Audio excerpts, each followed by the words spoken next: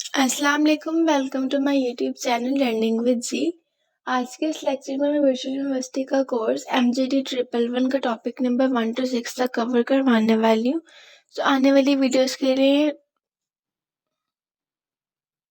Channel को subscribe करें और लाइक करें। Let's begin. अब फर्स्ट ऑफ ऑल जो है इसका चैप्टर नंबर 1 में इसका इंट्रोडक्शन दिया गया है। सो जो कोर्स है बेसिकली पब्लिक एडमिनिस्ट्रेशन मैनेजमेंट का, इसका एम बेसिकली ये है कि प्रोवाइड करे स्टूडेंट्स को एक कॉम्प्रिहेंसिव अंडरस्टैंडिंग कॉन्सेप्ट और दे। उसके अलावा जो है डिफरेंट किस्म की प्रैक्टिसेस के बारे में, जैसे कि पब्लिक एडमिनिस्ट्रेशन का जो टॉपिक है उसको एक थोरली रेंज में समझा। उसका जो बेसिक ऑब्जेक्टिव है वो ये है कि वो ग्रास्प करे फंडामेंटल कॉन्सेप्ट को पब्लिक एडमिनिस्ट्रेशन का। ओवरऑल इसमें बात की गई है। सेकेंडली यहाँ पे बात की गई है कि इसमें हिस्टोरिकल एवोल्यूशन के बारे में बात की गई है, रोल ऑफ गवर्नमेंट एंड उसके बाद पब्लिक मैनेजर्स के डिफरेंट किस्म के फंक्शंस हैं। और फर्दर मोर ये कि यहाँ पे बात की गई इंपॉर्टेंस जो उसके कोर्स की है उसके बारे में डिस्कस किया गया कि बेसिकली इस कोर्स की इम्पोर्टेंस क्या है।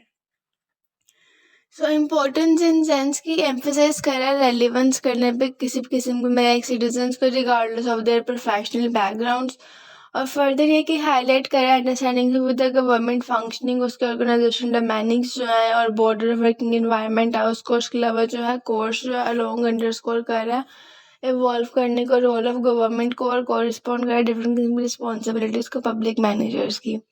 सेकेंडली यहाँ पे जो है इंट्रोडक्टरी सेक्शन में जो प्रोवाइड की गई इसकी कुछ डिफरेंट मतलब की डिटेल्स प्रोवाइड की गई हैं। जस्ट लाइक यहाँ पे एक ओवरव्यू दिया है पब्लिक एडमिनिस्ट्रेशन का जो कि एम्फसाइज कर रहा है इसकी हिस्टोरिकल रूट्स को जो कि ह्यूमन सिविलाइजेशन में है। फर्दर यहाँ पे एग्जांपल दिए इन्होंने इजिप्ट के पिरामिड्स की और मोहनजोदड़ो की हड़प्पा सिविलाइजेशन की, जिन्होंने सर्व किया था as an illustration for the early administrative practices. और यहाँ पे सेकेंडली बात की गई है the emergence of public administration की, मतलब कि जो वर्ल्ड वॉर 1 हुई इसको डिस्कस किया गया, उसके राइज को बेसिकली डिस्कस किया गया, मतलब किस किस्म के चेंजेस आए थे गवर्नमेंट के रोल्स में। उसके अलावा पर्टिकुलरली जो इकोनॉमिक चैलेंजेस थे वो किस किस्म के थे और उनका मतलब पर्टिकुलर रिस्पॉन्स कैसे था। ओवरऑल ये बात की गई है। उसके बाद जो है सबसीक्वेंट सेक्शन की बात कर लो तो सबसीक्वेंट सेक्शन में उन्होंने बेसिकली बात की है डिफरेंट किस्म के जो इसके इन सेंस के एलिब्रेट किया उन्होंने मीनिंग ऑफ पब्लिक एडमिनिस्ट्रेशन को, जिसको उन्होंने डिफाइन किया एम्फेसाइज करते हुए role as the action of government, जैसे कि आर्म्स ऑफ गवर्नमेंट का जो एक्शन है उनको। और उसके अलावा जिसका कनेक्शन है रियलाइजेशन के साथ, मतलब जो पॉलिटिकल वैल्यूज़ की रियलाइजेशन है उसका कनेक्शन है उसको यहाँ पे बताया गया। ओवरलैप किया गया नेचर ऑफ पब्लिक एडमिनिस्ट्रेशन को विद अदर डिसिप्लिन, जैसे कि इसमें पॉलिटिकल साइंस आती है, सोशियोलॉजी है, इकोनॉमिक्स है, साइकोलॉजी है, या बिजनेस एडमिनिस्ट्रेशन वगैरह वो सब चीज़ें इसमें आती हैं। अब यहाँ पे फर्दर बात की गई डेफिनेशन के बारे में। से जो डेफिनेशन है वो हाईलाइट करते हैं पब्लिक एडमिनिस्ट्रेशन का एज अ कोऑपरेटिव ग्रुप जो कि एफर्ट शो करता है या एफर्ट दिखाते हैं अपनी पब्लिक सेटिंग्स में। और फर्दर ये कि इनकम्पस करते हैं या कह लें कि अंडरलाइन करते हैं 3 ब्रांचेस को गवर्नमेंट की, एग्जीक्यूटिव, लेजिस्लेटिव और जुडिशियल। अब ये जो है ओवर रीचिंग गोल है जिसे आइडेंटिफाई करता है, लाइक इसको मैनेजरियल या पॉलिटिकल जो लीगल थ्योरीज हैं वो मतलब इसको आइडेंटिफाई कर रही है। उसके अलावा ये जो प्रोसेस है गवर्नमेंट गोल्स को फुलफिल करता है और ये प्राइमरी जो काम करता है वो वेलफेयर के लिए काम करता है, पब्लिक के वेलफेयर के लिए। उसके बाद यहाँ पे बात की गई है, यहाँ पे कुछ की कॉन्सेप्ट दिए गए, जैसे कि स्टेट का कॉन्सेप्ट है, गवर्नमेंट का कॉन्सेप्ट है। फर्दर यहाँ पे डेमोक्रेसी का कॉन्सेप्ट दिया गया। सो जो इंस्टीट्यूशन है स्टेट लेजिस्लेचर के या जुडिशरी के और एग्जीक्यूटिव के वो आउटलाइन किए गए हैं, जिसमें उनका मेन फोकस ये होता है कि वो अपने इंटर रिलेशनशिप्स के रोल्स पर फोकस करे। और जो कॉन्सेप्ट है गवर्नमेंट में एज अ प्रोसेस के देते, जैसे कि जिसमें गवर्निंग किया जाता है डिफरेंट किस्म के लोगों को अप्रूव करके। और उसके अलावा इसको एक्सप्लेन ऐसे कर रहे हैं कि वो डेमोक्रेटिक नेचर है, जैसे कि पाकिस्तानी गवर्नमेंट को हाईलाइट किया गया यहाँ पे फर्स्ट ऑफ ऑल।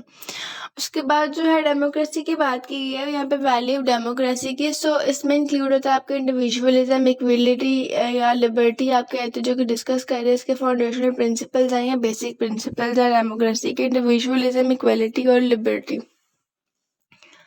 फर्दर ये कि इसमें कुछ कॉन्सेप्ट्स हैं जैसे कि ऑर्गेनाइजेशन है, मैनेजमेंट है और इसके अलावा प्रोसेस है, एफिशिएंसी आती है और डेमोक्रेसी आती है, जो कि डिफाइन कर रहा है एक सॉलिड ग्राउंड वर्क को, जो कि सबसीक्वेंट डिस्कशंस दे रही है कोर्स में।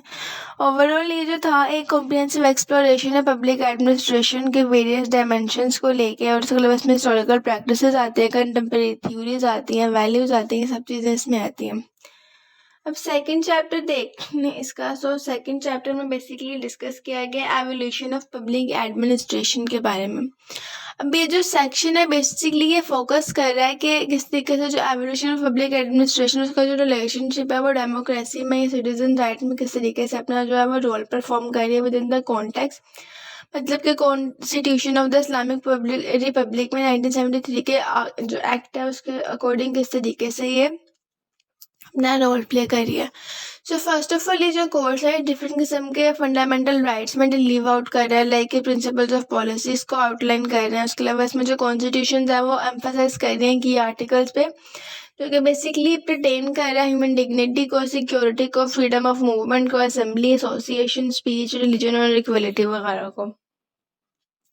फर्दर यहाँ पे बात की गई है कॉन्स्टिट्यूशनल प्रोविजंस के बारे में, जो कि अंडरलाइन करें डिफरेंट किस्म के राइट्स और प्रोटेक्शंस को, जो कि लाइक सिटीजन्स के लिए है। उसके अलावा वो शेप करें एक democratic framework with in the public administration operates. ये बात होगी। उसके बाद यहाँ पे सेकेंडली जो बात किया रहा है द फिगर के बारे में, बेसिकली यहाँ पे बेसिकली प्रेजेंट क्या कर रहे हैं उसके बारे में जो डिस्कशन की गई है। अब यहाँ पे वो कह रहे हैं कि इसमें जो है डिफरेंट किस्म के हमारे लाइक फिगर्स हैं जो कि प्रेजेंट कर रहे हैं, इलिस्ट्रेट कर रहे हैं डिफरेंट किस्म के फैक्टर्स को, जो कि अफेक्ट कर रहे हैं आपकी पब्लिक एजेंसीज को, जिसमें आपकी इकोनॉमिक इंक्लूड होती है, इंटरनेशनल या सोशल या पॉलिटिकल सिस्टम जब इसमें इंक्लूड होता है आपका। फर्दर ये कि यहाँ पे जो विजुअल रिप्रेजेंटेशन है वो एम्फसाइज कर रही है इंटरकनेक्टेडनेस को, लाइक इंटरकनेक्टेडनेस के जो उनका लिंक है, लिंक लाइक के जो उनका पब्लिक एडमिनिस्ट्रेशन के साथ, बॉर्डर सोसाइटी के साथ जो कनेक्शन है, वो इकोनॉमिक के साथ जो कनेक्शन है पब्लिक एडमिनिस्ट्रेशन का, और फिर पॉलिटिकल इन्फ्लुएंस जो है उन सब चीज़ों को वो यहाँ पे एम्फसाइज कर रही है। फर्दर यहाँ पे बात की गई है एवोल्यूशन के बारे में, evolution of public administration in sense के ये एक्सप्लोर करिए डिफरेंट किस्म के स्कूल्स ऑफ थॉट्स को, जो कि बेसिकली क्लासिकल स्कूल के तौर पर स्टार्ट किए गए थे। फिर क्लासिकल स्कूल्स का जो बेसिकली मेन कंट्रीब्यूटर्स थे वो थे वुड्रो विल्सन थे, लेनॉर्ड थे, उसके बाद वाइट थे, WF थे, और फेडरिक विंस्लो और टेलरी हेनरी, काफ़ी ज़्यादा नाम दिए हुए, मैक्स वेबर, हेनरी फ्यूल, ये सब ने इंट्रोड्यूस करवाए थे इन स्कूल्स को ओवरऑल। और उसके बाद जो है ये क्लासिकल स्कूल को इन्होंने इंट्रोड्यूस करवाया। उसके बाद इनका फोकस मेनली ये था उनकी थ्योरीज में, और उनकी कॉन्ट्रीब्यूशन ये थी कि वो एफिशिएंसी और इफेक्टिवनेस ऑफ ऑर्गेनाइजेशन पर काम कर रहे थे। उसके बाद जो है फर्दर ये कि यहाँ पे फर्दर डिस्कस किया है उन्होंने origin of the study of government को, जो कि लेट 19th सेंचुरी में USA में स्टार्ट हुआ था, और ये वुड्रो विल्सन ने एक ऐसे लिखा था स्टडी ऑफ एडमिनिस्ट्रेशन 1887 में, जो कि हाईलाइट कर रहा था कि डिफरेंट किस्म के मतलब इसमें उन्होंने एस्पेक्ट दिए थे जहाँ पे वो एड्रेस कर रहे थे इनएफिशिएंसीज को और करप्शन को, जो कि गवर्नमेंट में हो रही थी। फर्दर देखो वो एडवोकेट करते हैं सेपरेशन ऑफ पॉलिटिक्स को फ्रॉम एडमिनिस्ट्रेशन। और सेकंड ये कि यहाँ पे एप्लीकेशन ऑफ बिजनेस की भी काफ़ी ज़्यादा उन्होंने बात की, लाइक वो गवर्नमेंट ऑपरेशंस में जो था वो बिजनेस एफिशिएंसीज वगैरह को काफ़ी ज़्यादा वो इन्हेंस कर रहे थे। उसके बाद यहाँ बात की गई है लेनॉर्ड के बारे में। तो अब जो लेनॉर्ड डिवाइड वर्क थे वो उन्होंने बेसिकली उन्होंने एम्फेसाइज किया था इम्पोर्टेंस ऑफ गवर्नमेंट फंक्शनिंग को with in the context of democratic values. और उसके बाद उन्होंने एम्फेसाइज किया एफिशिएंसी को और अधेरेंस को, ताकि वे डेमोक्रेटिक प्रिंसिपल्स बना सकें। फिर WF की बात कर लें तो उन्होंने एडवोकेट किया था एक वैल्यू फ्री को, मतलब कि साइंस ऑफ मैनेजमेंट थी इसमें, इसमें उन्होंने प्रमोट किया था न्यूट्रलिटी को और अनबाइस्ड सर्विसेज को पब्लिक एडमिनिस्ट्रेशन में, मतलब कि विदाउट एनी डिस्क्रिमिनेशन उन्होंने जिन चीज़ों को लाइक इन्हांस किया था उसके बारे में बात की गई है। इसके बाद जो बारी आती है वो नैरेटिव है, बेसिकली वो है फेडरिक विंस्लो टेलर, मतलब FW टेलर। बेसिकली इन्हें रिकॉग्नाइज किया जाता है as a father of scientific management.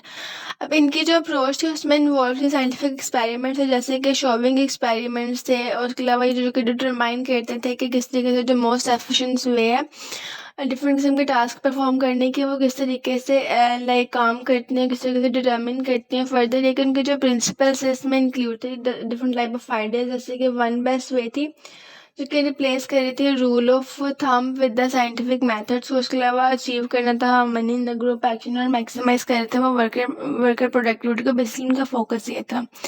उसके बाद जो था इसमें बेसिकली जो कॉन्सेप्ट है इंट्रोड्यूस करवाया गया था as a classical school of management में, जहाँ पे आइडिया दिया गया था वैल्यू फ्री का, साइंस ऑफ मैनेजमेंट का और साइंटिफिक मैनेजमेंट प्रिंसिपल्स का। और इसका जो ग्राउंड वर्क है वो अंडरस्टैंडिंग बेसिकली कर रहा है डिफरेंट किस्म के एस्पेक्ट्स की, जैसे कि इसमें हिस्टोरिकल डेवलपमेंट आ जाती है पब्लिक एडमिनिस्ट्रेशन की। उसके अलावा कुछ थ्योरीज हैं जो कि शेप कर रही हैं इसके एवोल्यूशन को। चैप्टर नंबर 3 की बात कर लें तो यहाँ पे बात की है क्लासिकल स्कूल ऑफ थॉट 1। अब इस सेक्शन में बेसिकली उन्होंने बात की क्लासिकल स्कूल ऑफ थॉट की, जिसका फोकस बेसिकली ये था कि वो कंट्रीब्यूट कर रहा था उसके कॉन्सेप्ट है रिलेटेड टू साइंटिफिक मैनेजमेंट और ब्यूरोक्रेसी। और इस स्कूल में जो बेसिकली प्रोमिनेंट फिगर्स है वो मैं पहले ही डिस्कस कर चुकी हूँ। सो यहाँ पे भी इन्हीं के बारे में बात की गई। फर्स्ट ऑफ ऑल है हेनरी एलिगेंट। सो अब इनका बेसिकली काम ये था कि मेंबर थे क्लासिकल स्कूल के, उन्होंने एम्फोसाइज किया था need for the developing mutual interest को बिटवीन द मैनेजमेंट और labour harmony in corporations. Further ये कि उन्होंने स्ट्रेस दिया था इंपॉर्टेंस ऑफ ह्यूमन एलिमेंट्स पे, मैनेजमेंट पे, और इंट्रोड्यूस करवाया था उन्होंने गांठ चार्ट को। और उसके अलावा जो था एक टूल फॉर प्लानिंग और कंट्रोलिंग को उन्होंने प्रोड्यूस किया। और इसके अलावा ये चार्ट था ये बेसिस रखता था एक मॉडर्न टेक्निक्स में, मतलब PERT programme evolution and review techniques के बारे में। सेकेंडली यहाँ बात की गई है फ्रैंक एंड लिलियन गिलबर्ट के बारे में। सो जो ये फ्रैंक एंड लिलियन गिलबर्ट थे बेसिकली इन लोगों ने भी सपोर्ट किया था टैलवर्स की साइंटिफिक मैनेजमेंट का, मतलब जो पहले हम पढ़ चुके हैं फ्रेडरिक के बारे में, उनके जो प्रिंसिपल्स हैं उनको। और फर्दर ये कि पर्टिकुलरली इसमें टाइम और मोशन को स्टडी किया उन्होंने। उनका जो फोकस था वो रिड्यूस करने पे था, मतलब डिफरेंट किस्म के जो वेस्ट मोशंस थे, जो वर्क था या एम्फसाइज करते जो अंडरस्टैंडिंग वर्कर्स पे की पर्सनैलिटीज पर, उनको बेसिकली वो रिमूव कर थे वेस्टेड मोशंस को। और उसके अलावा ये कंट्रीब्यूट कर रहे थे बेसिकली इम्प्रूव करने के लिए प्रोडक्टिविटी को और एफिशिएंसी को। उसके बाद यहाँ बात की गई है मैक्स वेबर की। सो मैक्स वेबर जो है बेसिकली वो एक जर्मन सोशियोलॉजिस्ट थे और एक लीगल स्कॉलर थे, जिन्होंने इंट्रोड्यूस करवाई थी थ्योरी ऑफ ब्यूरोक्रेसी।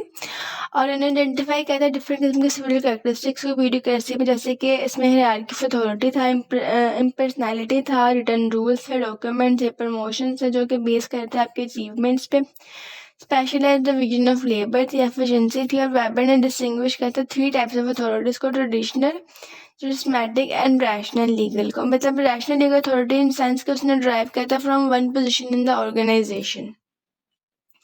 ओवरऑल ये इसमें मैक्स वेबर के बारे में बात की है। उसके बाद बात की गई है यहाँ पे हेनरी फाउल के बारे में। सो अब ये वाले जो हमारे स्कॉलर थे देयर इट इज। सो अब बेसिकली इन्हें कंसीडर किया जाता है father of modern management theory के तौर पे। और फर्दर ये कि इन्होंने क्लासिफाइड किया था एक्टिविटीज ऑफ इंडस्ट्रियल अंडरटेकिंग को इनटू 6 पार्ट्स, जिसमें इंक्लूड थे आपके मैनेजरल फंक्शंस जो कि आउटलाइन करते हैं 14 जनरल प्रिंसिपल्स ऑफ मैनेजमेंट को। और फर्दर इसमें इंक्लूड था आपका डिवीजन ऑफ वर्क, अथॉरिटी थी, रिस्पॉन्सिबिलिटी थी, डिसिप्लिन थी, यूनिटी ऑफ कमांड और यूनिटी ऑफ डायरेक्शन थी। ये सब चीज़ें इसमें आती हैं। फर्दर इसमें सबऑर्डिनेशन ऑफ इंडिविजुअल इंटरेस्ट था जो कि बेसिकली आपका जनरल इंटरेस्ट से रिलेट करता है। उसके बाद रिमनेंटेशन था, सेंट्रलाइजेशन था, स्केलर चेंज थी, ऑर्डर थी, equity, stability of tenure, initiative and Spirit the crops. ये सब चीज़ें इसमें उन्होंने ऐड की थी। बेसिकली उनके कुछ प्रिंसिपल्स है ये सब उसमें ऐड होते हैं। उसके बाद यहाँ बात की गई है कुछ मेन फीचर्स के बारे में क्लासिकल स्कूल के। So main features in sense के यहाँ पे 4 मेन फीचर्स है। फर्स्ट ऑफ ऑल ये था कि उनका टास्क था कि वो एडमिनिस्ट्रेशन को जो था टेक्निकल बनाए, पॉलिटिकल ना बनाए। सेकेंडली ये कि वो एम्फोसाइज कर लें मटेरियल और मेथड्स पे rather than the human elements. Third पे ये कि जो पीपल थे उस ऑर्गेनाइजेशन में जो लोग थे उन्हें ट्रीट किया जाए as a cogs in the machines. और उसके बाद लास्टली एक उन्हें फोकस, बेसिकली उनका फोकस ये होना चाहिए कि वो प्रोडक्टिविटी किस तरीके से इंक्रीज कर सकते हैं, वो इस पे फोकस करें। उसके बाद यहाँ बात की गई है ह्यूमन रिलेशनशिप अप्रोच के बारे में। सो यहाँ पे जो ह्यूमन रिलेशन अप्रोच है वो इमर्ज हुई थी as a reaction to the classical school, मतलब जो उसका रिएक्शन आया था क्लासिकल स्कूल का, उसमें ह्यूमन रिलेशन अप्रोच आई थी। और ये स्टार्ट हुई थी बेसिकली 1930 में। और इसको डेवलप किया था 1950-1960 में। डेवलप हुई थी। जो अप्रोच है रिकॉग्नाइज करते हैं इंपॉर्टेंस ऑफ ह्यूमन एलिमेंट्स को किसी भी ऑर्गेनाइजेशन में, एम्फेसाइज करती है सोशल और साइकोलॉजिकल एस्पेक्ट्स ऑफ वर्क को। फर्दर ये कि इसमें कुछ कॉन्सेप्ट थे, कॉन्सेप्ट इन सेंस कि इसमें प्रोडक्टिविटी का कॉन्सेप्ट था, उसके बाद था इसमें डिवीजन ऑफ वर्क का, अथॉरिटी का, पर्सनैलिटी का, हायरार्की का और टाइम और मोशन का, ये सब चीज़ें थी इसमें। ये कुछ कॉन्सेप्ट है जो उन्होंने यहाँ पे शो किए हुए हैं। अब फर्दर ये कि चैप्टर नंबर 4 को देख लें। सो चैप्टर नंबर 4 में बात की गई है क्लासिकल स्कूल्स ऑफ थॉट, मतलब इसका पार्ट 2 है, बेसिकली कंटिन्यू चल रहा है। अभी यहाँ पे जो first of all the contributes की बात की गई है, इसमें जो कंट्रीब्यूटर्स थे, सो यहाँ पे जो ह्यूमन रिलेशन स्कूल है वो इमर्ज हुआ, जैसे कि मैंने बताया कि वो क्लासिकल स्कूल की रिएक्शन में हुआ था। इसमें कंट्रीब्यूटर थे एल्टन मायो, चेस्टर ब्रैनन और हर्बर्ट सिमन था। और जो ह्यूमन रिलेशन स्कूल था, इसका बेसिकली काम ये था कि वो एड्रेस करता था लिमिटेशन ऑफ क्लासिकल स्कूल को और ओवरलुक कर रहा था ह्यूमन एलिमेंट्स को ऑर्गेनाइजेशन में उन्हें किसी से ट्रीट किया जा रहा है, एज एन मैकेनिकल डिवाइस उन्हें ट्रीट किया जा रहा है बेसिकली।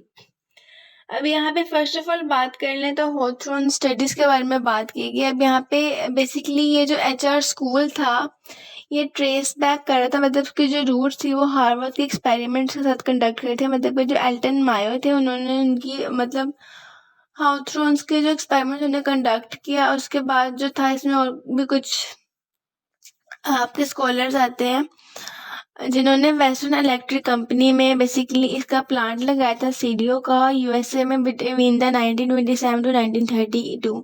अब इसमें मेजर बात ये भी है कि ये जो टाइम था, मतलब हमारा ये लाइक मॉडर्न एरा जो था 19th century to onward 20th century, इसमें इंडस्ट्रियलाइजेशन बहुत ज़्यादा हुई थी। इसलिए भी यहाँ पे बात की जा रही है कि ह्यूमन को एज एन मशीन यूज़ किया जाता है। मतलब जो सोसाइटी थी वो 2 डिफरेंट हाफ्स में कट हो चुकी थी, लाइक एक अपर क्लास से एक लोअर क्लास से। तो इसलिए भी यहाँ पे काफ़ी ज़्यादा इस पर फोकस किया गया।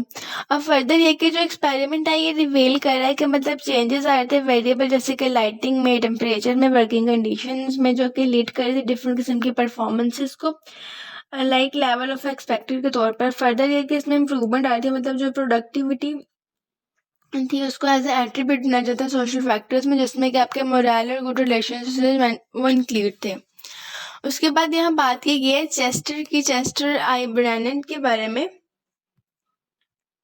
तो ये जो बंदा था बेसिकली इसने ये इन्फ्लुएंस था, ये समझ लें कि ये इंस्पायर था मायो के और उसके ह्यूमन रिलेशन स्कूल के साथ।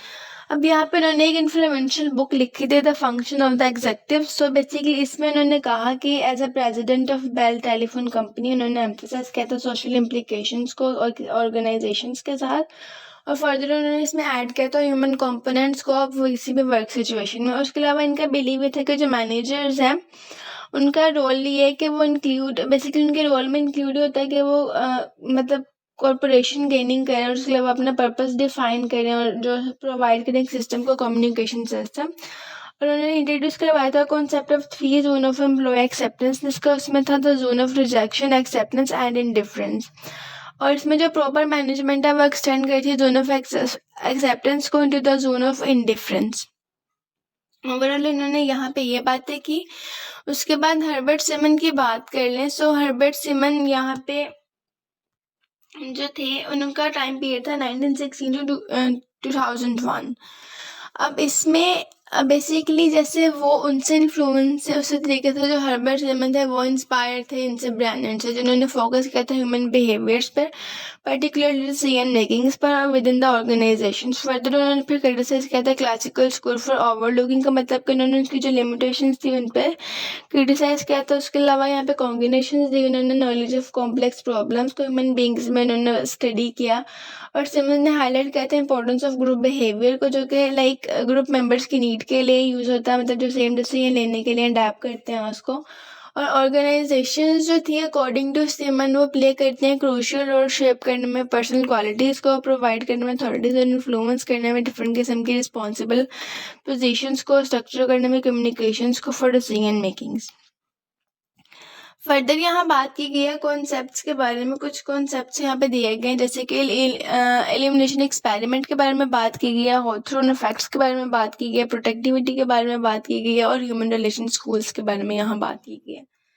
इसके बाद जो है चैप्टर नंबर 5 देख लें हम। सो इसका टाइटल है ह्यूमन रिलेशन स्कूल्स। अब पहले हमने पढ़ा इसका क्लासिकल स्कूल्स के बारे में। सो क्लासिकल स्कूल के जगह पे जो अप्रोच आई थी वो थी हमारी ह्यूमन रिलेशन स्कूल थी, उसका रिएक्शन में जो अप्रोच आई थी, इन कंट्रास्ट आई थी। सो अब यहाँ पे इसके बारे में डिस्कस किया गया चैप्टर नंबर 5 में। सो यहाँ बेसिकली इसमें कुछ फीचर्स बताए गए हैं स्कूल के। फर्स्ट ऑफ ऑल इसका जो मेन फीचर था वो ये था कि individual behaviour and decision making process, मतलब हम इंडिविजुअल्स के बिहेवियर पर, डिसीजन मेकिंग प्रोसेस पे काम करते हैं, मतलब एम्फेसाइज करते हैं अंडरस्टैंड करने में इंडिविजुअल्स के बिहेवियर को, कॉग्निटिव डिसीजन मेकिंग प्रोसेसेस को, और उसके अलावा नेचर ऑफ अथॉरिटी को ऑर्गेनाइजेशंस पे। सेकेंडली यहाँ बात की गई थी इनफॉर्मल इंटरपर्सनल रिलेशनशिप्स और ग्रुप डायनामिक्स और कम्युनिकेशन पैटर्न्स के बारे में। सो अब यहाँ पे ये जो पैटर्न्स थे बेसिकली यहाँ कि जो स्कूल थे वो इनफॉर्मल डायनामिक्स को देख रहे थे, मतलब इंटरपर्सनल रिलेशनशिप्स में, ग्रुप डायनामिक्स में, और उसके अलावा कम्युनिकेशन पैटर्न में ऑर्गेनाइजेशन के अंदर। उसके बाद यहाँ बात की गई बिहेवियरल स्कूल के बारे में। सो बिहेवियरल स्कूल बेसिकली वो है जो कि क्लोजली रिलेटेड होता है आपके एचआर स्कूल्स के साथ, मतलब ह्यूमन रिलेशन स्कूल्स के साथ, जो कि स्टडी करता है ह्यूमन मोटिवेशंस को और उसके सोशल एनवायरनमेंट के इम्पैक्ट को किसी भी ऑर्गेनाइजेशन परफॉर्मेंसेस पे।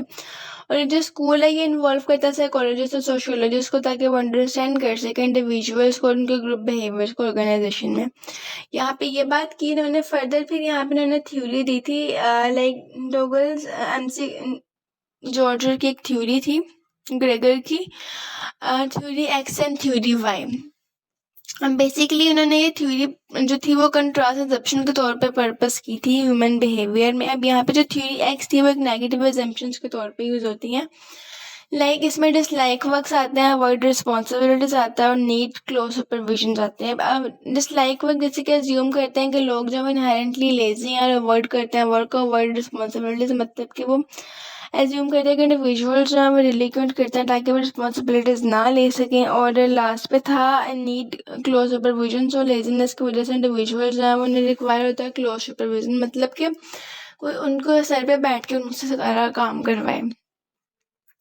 उसके बाद यहाँ बात की गई है थ्योरी वाई के बारे में। सो थ्योरी वाई जो थी वो बेसिकली पॉजिटिव एजम्पशन थी। इसमें भी 4 पॉइंट्स है। फर्स्ट ऑफ ऑल है पीपल एक्सेप्ट रिस्पॉन्सिबिलिटीज, और उसके बाद है कैन एक्सरसाइज कंट्रोल और have the capacity to be creative, और work can be as a natural to rest और प्ले। मतलब बेसिकली इसमें बातें की गई है कि जो लोग अपनी रिस्पॉन्सिबिलिटी को एक्सेप्ट करें। सेकेंडली है कि वो अपने एक्सरसाइज को कंट्रोल करें, अपने डिजायर्स को जो है वो उस पर कंट्रोल करें, अपनी रिस्पॉन्सिबिलिटीज पे कंट्रोल करें। उसके अलावा उनके पास इतनी कैपेसिटी हो कि वो नेचुरली क्रिएटिव कर सके और सीख करें चैलेंजेस को। और लास्ट पे कि वो इंडिविजुअल्स जो है सेटिस्फेक्शन फाइंड करें अपने वर्क में एज एन रेस्ट। उसके बाद यहाँ बात की गई है मैस्लो हायरार्की ऑफ नीड्स के बारे में। सो ये भी एक सोशियोलॉजिस्ट थे, मैस्लो भी आप इसे कह सकते हैं कि स्कॉलर थे बेसिकली। अब्राहम मास्लो जो है इन्होंने ये थ्योरी दी थी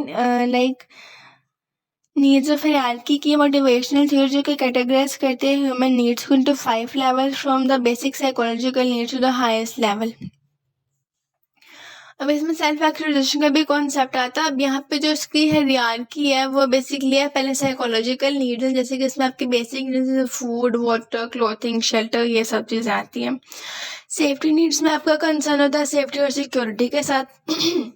उसके बाद बिलोंगिंगनेस एंड लव नीड्स की बात करें तो इसमें आपके सोशल नीड्स आते हैं, आपके रिलेशनशिप्स आते हैं। स्टीम नीड्स जो है वो आपकी रिकॉग्निशन और स्टेटस को लेकर होता है, मतलब कि आपकी क्या रिस्पेक्ट है, सेल्फ रिस्पेक्ट को लेके आता है ये।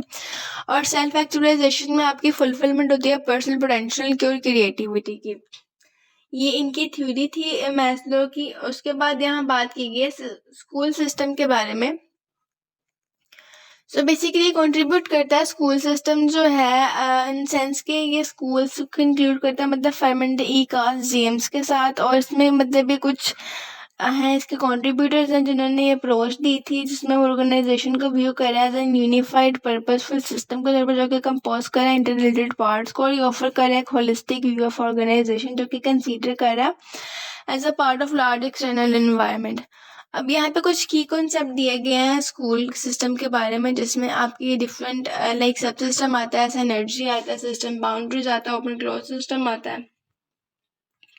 ये सब चीज़ें इसमें जो है इन्होंने डिस्कस की हैं। और अब open close system in sense कि यहाँ पे एक सिस्टम जो कि इंटरेक्ट करता है एनवायरनमेंट के साथ, और जो दूसरा है वो सिस्टम इंटरेक्ट नहीं करता एनवायरनमेंट के। उसके बाद फीडबैक के बारे में बात की गई, जो सारी थ्योरीज हैं इसमें दी गई थी। अब चैप्टर नंबर 6 की तरफ चलते हैं। तो चैप्टर नंबर 6 जो है उसमें बात की गई है पावर एंड पॉलिटिक्स के बारे में।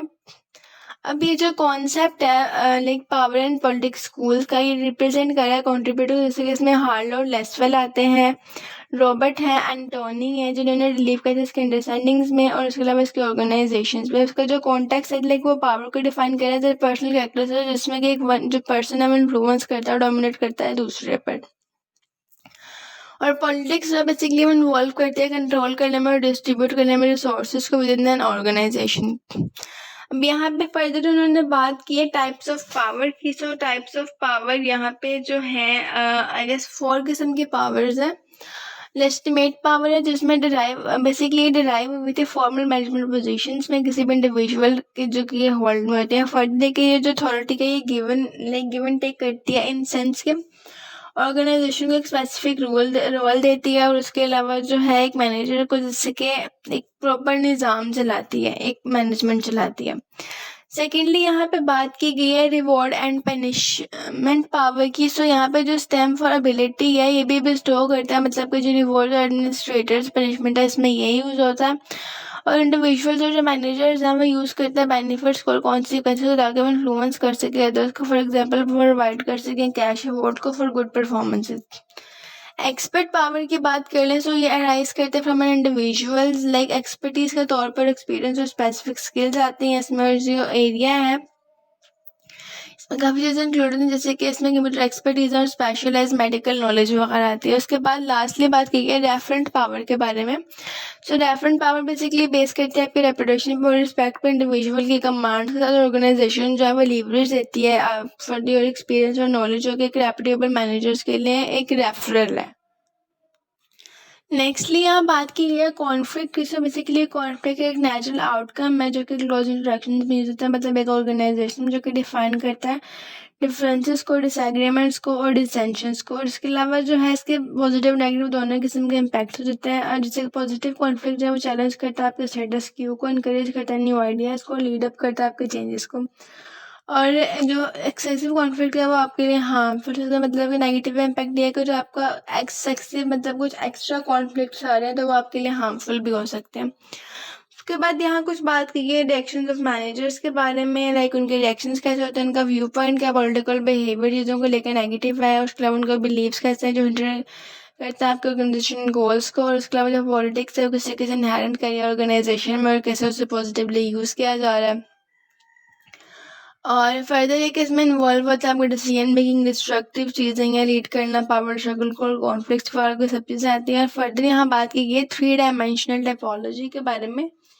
सो 3 डायमेंशनल टाइपोलॉजी इन सेंस यहाँ पे 3 पॉइंट्स एक है जो कि फेरल और पीटरसन ने पर्पस की थी ये थ्योरी अंडरस्टैंड करने के लिए ऑर्गेनाइजेशन पॉलिटिकल बिहेवियर्स को। सब फर्स्ट ऑफ ऑल जो पॉलिटिक्स की एक्टिविटीज किस तरीके से टेक प्लेस करती हैं इनसाइड ऑफ द ऑर्गेनाइजेशन। और सेकंड है कि जो डायरेक्शन ऑफ टेम्परेट इन्फ्लुएंस है वो किस तरीके से जो मतलब वर्टिकली या लैटरली ऑर्गेनाइजेशन में।